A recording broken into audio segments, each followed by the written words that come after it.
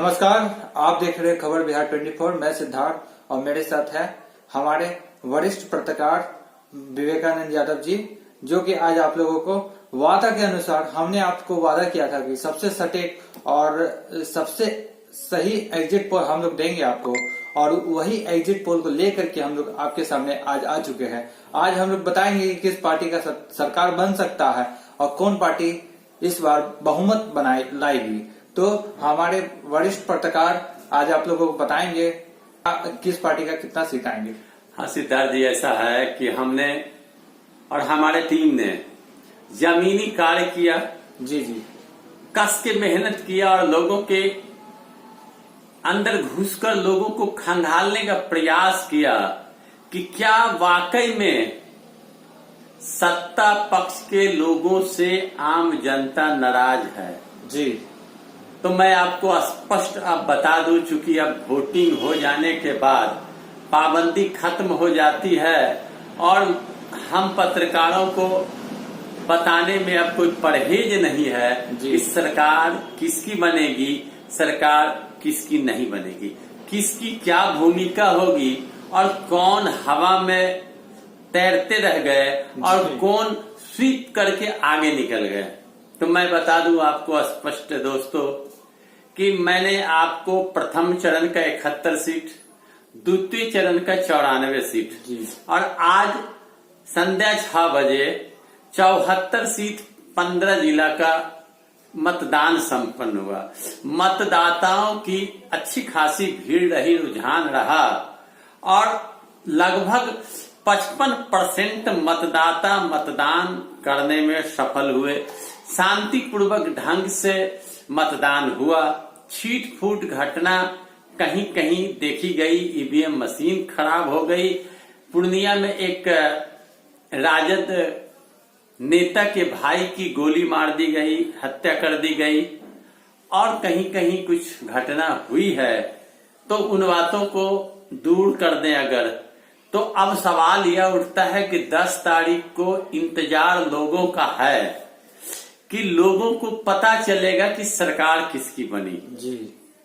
लेकिन मैं यह कह देता हूं आपको कि बदलाव की आंधी चली थी, लोगों में कसक थी कि बेरोजगारी फैली है, महंगाई बढ़ी है, पलायन होने के कारण लोगों की कमर टूटी है। कोरोना काल में जो तकलीफ लोगों को हुआ, पलायन करने वाले लोग जब वापस आने लगे तो नीतीश कुमार जी ने रोके रखा, आने नहीं देना चाहते थे और जो अचानक बाढ़ और बारिश हुई उसमें लोगों के साथ जो तकलीफ भरी दास्तां उनकी है, यह नीतीश कुमार के वजूद को हिला कर रख दिया।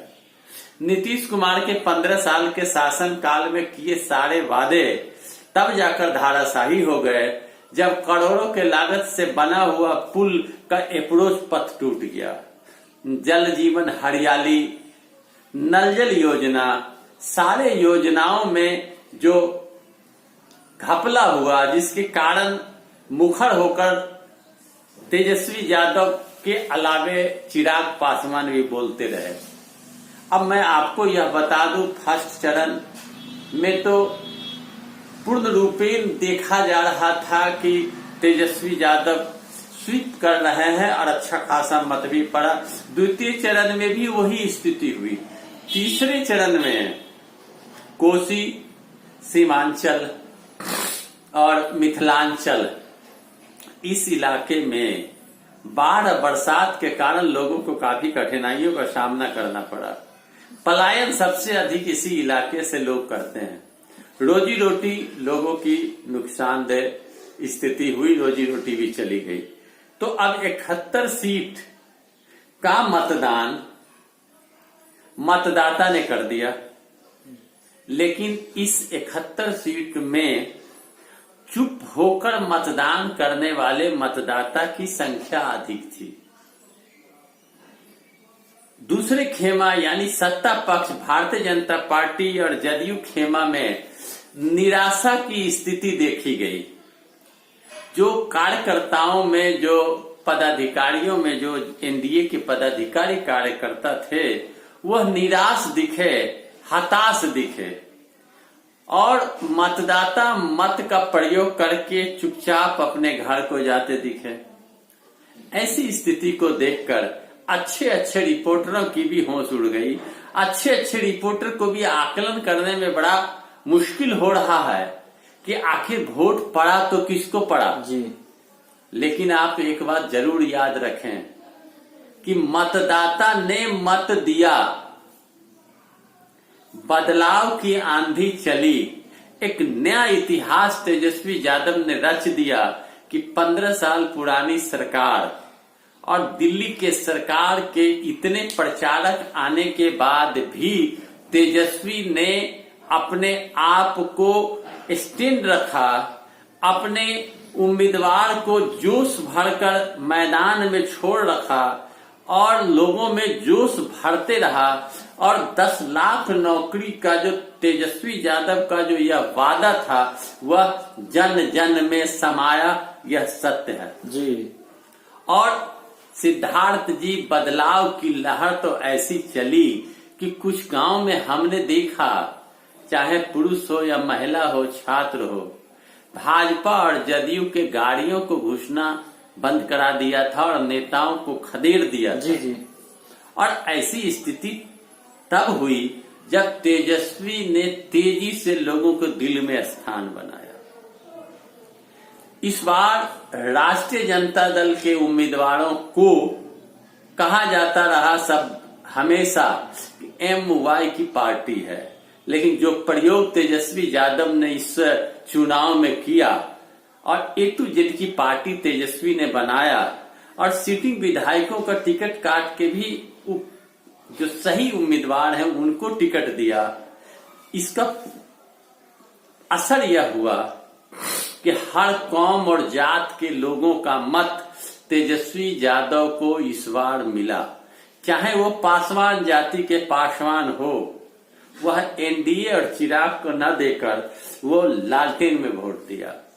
भूमिहार जाति हो, ब्राह्मण जाति हो, राजपूत जाति हो, बनिया वर्ग हो, सबने इस बार लालटेन को मत दिया, यह सत्य है। कम दे बेसी दे, लेकिन सबने लालटेन को वोट दिया। इस चुनावी परिप्रेक्ष्य में सबसे अगर बुरा हाल किसी का रहा सिद्धार्थ जी, तो वह जदयू का। लास्ट में नीतीश जी ने माफी मांगकर जनता से विदा भी ले लिया, जो काफी चैनलों में चला। अब मैं आपको बता दूं कि तीनों चरण के 243 सीट का मतदान हुआ, लेकिन सरकार किसकी बनेगी यह आपके भी जहन में होगा और तय रूप से मैं आपको बता दूंगा कि सरकार किसकी बननी है। अब मैं पहले आपको बता दूं कि सीधा मुकाबला NDA बनाम महागठबंधन, जिस तेजस्वी को किसी ने नोटिस नहीं किया, लड़ाई के मैदान में उसने जबरदस्त टक्कर दिया जनता के सहयोग से। चुपचाप लालटेन में वोट देना है, यह तेजस्वी ने कहा था भाषण में। चुपचाप चुपचाप चुपचाप चुपचाप वोट देना है। तो इस 71 सीट में चुपचाप देखा गया। अब यह चुपचाप किसके पक्ष में था यह किसी भी रिपोर्टरों को समझ में नहीं आया, लेकिन कहते रहे लोग कि बदलाव, बेरोजगारी, नौकरी, महंगाई, परेशानी। लेकिन तेजस्वी ने हर सभा में कहा चुपचाप चुपचाप चुपचाप चुपचाप लालटेन में वोट। तो चुपचाप लोग वोट दिए हैं। अब इस चुपचाप का 10 तारीख को क्या विस्तार होकर रिजल्ट आएगा वो तो वक्त ही बताएगा। लेकिन मैंने जो सर्वे किया, हमारे टीम ने जो सर्वे किया, सिद्धार्थ जी ने जहां जहां घूमा और जो टीम ने सर्वे किया, यह सर्वे यह बताता है कि मुकाबला कांटे की होगी। मुकाबला से बाहर जनता दल यूनाइटेड है। जनता दल यूनाइटेड की वजूद लगभग समाप्त होती जा रही है। सिद्धार्थ जी, मैं आपको बता दूं कि जनता दल यूनाइटेड की हालत बद से बदतर है। वो तीसरे या चौथे पौधान पर जा रहा है जी। अब सवाल है कि सरकार कौन बनाए। तो भारतीय जनता पार्टी कुछ अपने आप को बचाने में सफल होती दिख रही है जी। भारतीय जनता पार्टी के जो सीट पिछले बार थे वो 1-2 बढ़ जाए या 1-2 घट जाए, लेकिन भारतीय जनता पार्टी अपने जनाधार को बचाने में सफल हुई है। लेकिन मैंने भारतीय जनता पार्टी के विधायकों को जो चुनाव लड़ते रहे उन्हें देखा कि उनकी शकल का रंग बदला हुआ, बोलने का क्या बोल रहे थे क्या जी। वो हार स्वीकार कर रहे हैं। लेकिन भारतीय जनता पार्टी अपनी सीट बचाने में सफल होती दिख रही है। जनता दल यूनाइटेड अपने सीट को खो रही है। और आपको मैं बता दूं कि सरकार अगर बनेगी तो महागठबंधन की सरकार बनेगी जी। 131 सीट अन्य राष्ट्रीय चैनल दिखा रहे हैं कि महागठबंधन को मिलना है, और मैं कहता हूं कि 131 से 155 सीट महागठबंधन को आना तय है। अब आपको मैं बता दूं कि अब महागठबंधन में 144 सीट पर लड़ रही है राष्ट्रीय जनता दल, 70 सीट पर लड़ रहे हैं कांग्रेस के सदस्यगण, और बचे 21 सीट पर कम्युनिस्ट के लोग लड़ रहे हैं। 29 सीट पर। तो मैं अब आपको बता दूं कि 131 से 155 सीट महागठबंधन के झोली में आना तय है, और भारतीय जनता पार्टी को 50 से 55 सीट और 30 से 35 सीट ही संभावना जताई जा रही है कि जनता दल यूनाइटेड को आना है। देखिए, मैं फिर एक बार कहता हूं, बदलाव की लहर थी, आंधी चली हुई थी नौकरी की, बेरोजगारी का। एक अकेला शख्स तेजस्वी यादव ने पूरे भारत के राजनेताओं के घूम रहे हेलीकॉप्टर की आवाज को कम कर दिया। जनता की हुजूम तेजस्वी के साथ, ऐसा मानो लगा कि तेजस्वी ही बिहार के एकमात्र सिंगल नेता हैं। देश के बड़े बड़े लीडर, भारतीय जनता पार्टी से लेके सारे लोग कितने हेलीकॉप्टर को दौड़ाते रहे, लेकिन जनता ने सुध न लिया। अंततः भारतीय जनता पार्टी के खेमे में निराशा छा गई। नीतीश कुमार जी की बोलती बंद हो गई और सारे लोग धराशायी हो गए। चुपचाप चुपचाप चुपचाप का नारा तेजस्वी का काम आया, और इस तीसरे चरण में चुपचाप लोगों ने वोट दिया। यह चुपचाप को कोई समझ रहे हैं, कोई नहीं समझ रहे हैं। फिर भी अन्य चैनल यह बताते दिख रहे हैं कि सरकार तेजस्वी की बनेगी, लेकिन टक्कर महागठबंधन से है। अब मैं आपसे पूछना चाहता हूँ, चिराग पासवान को कितना सीट आएगी? क्योंकि हम लोगों ने देखा कि चिराग पासवान 110 सीट से भी ज्यादा सीटों पर अपने उम्मीदवार को खड़ा किए हैं। सही बात है, ऐसा आपका कहना सही है। चिराग पासवान ने हमेशा कहा कि मैं हनुमान हूँ मोदी जी का जी। और उन्होंने बड़े दमखम के साथ चुनाव लड़ा, और पिता के मरने के बाद भी उसने अपने भूमिका को लोगों के सामने अदा किया। चिराग पासवान को लगभग 10 सीट के अंदर आना चाहिए, ऐसा माना जा रहा है। और पप्पू यादव, वो भी बहुत, देखिए, पप्पू यादव हो, उपेंद्र कुशवाहा हो, ओवैसी हो, और प्लस पार्टी की जो क्या नाम है उनका, पुष्पम प्रिया, ये सारे लोगों की भूमिका नगण्य हो गई। क्योंकि यहाँ तेजस्वी की आंधी बह रही थी, और महागठबंधन की आंधी में एनडीए जद्दोजहद कर रही थी अपने आप को बचाने के लिए। तो एनडीए के जो लोग वोटर थे और एनडीए के जो नेता थे वो जद्दोजहद कर रहे थे कि एनडीए को बचाया जाए। बड़ा बारीकी बात है कि आंधी चल रही थी तेजस्वी की, लड़ाई चल रहा था एनडीए में कि भाजपा को बचा लिया जाए। भाजपा कार्यकर्ता सोच रहे थे, जदयू के कार्यकर्ता सोच रहे थे जदयू को बचा लिया जाए, हम के कार्यकर्ता सोच रहे थे हमको बचा लिया जाए, वीआईपी के कार्यकर्ता सोच रहे थे वीआईपी को बचा लिया जाए।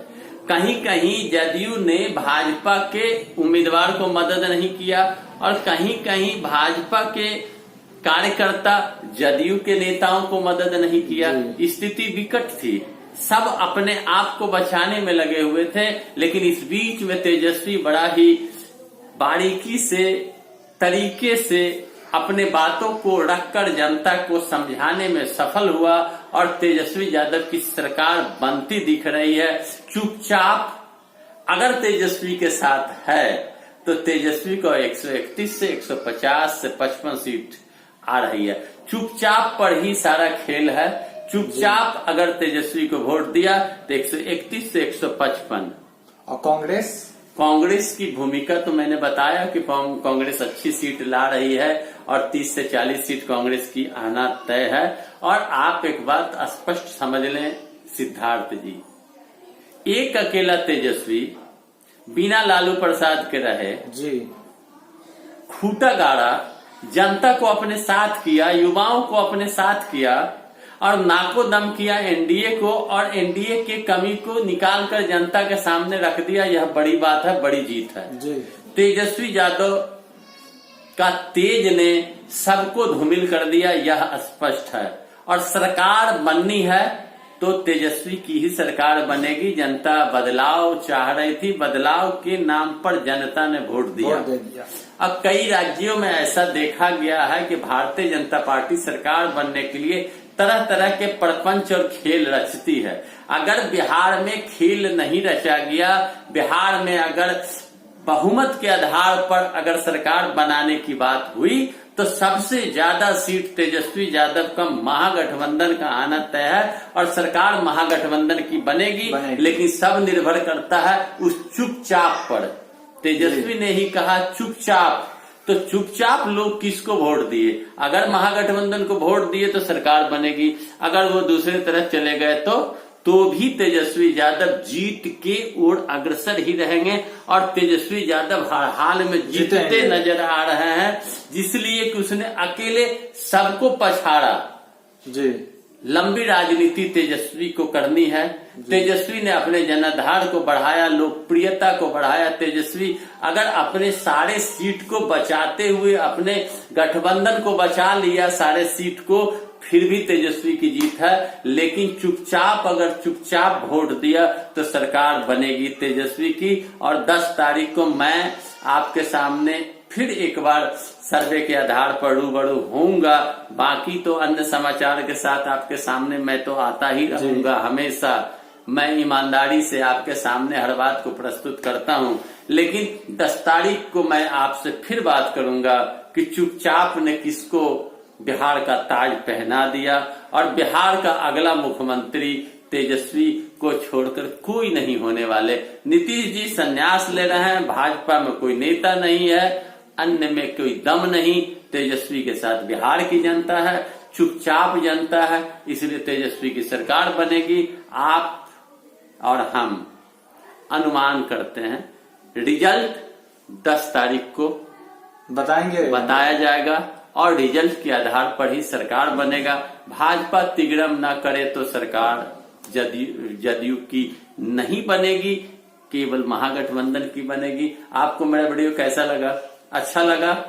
हम लोगों ने जैसा आपको वादा किया था कि हम लोग आपको सटीक एग्जिट पोल बताएंगे, देंगे सबसे पहले, और हम लोग ने अपना वादा पे खड़ा उतरा। अब आप लोग क्या करिए कि इस वीडियो को शेयर करिए अपने व्हाट्सएप पे, फेसबुक पे और सब्सक्राइब बटन को प्रेस कर दीजिए और सब्सक्राइब कर लीजिए हमारे चैनल को अगर आपने अभी तक सब्सक्राइब नहीं किया है। और कमेंट बॉक्स में बताएं कि आपको क्या लगता है ये सर्वे आप अपना राय कमेंट बॉक्स में लिखें कि हमने जो सर्वे आपके सामने रखा इसमें दम था या नहीं दम है, जी। किसको कितना सीट आएगा, आप जो बताएंगे मैं उसके आधार पर भी वीडियो देने की कोशिश करूंगा। जय हिंद, जय भारत, धन्यवाद।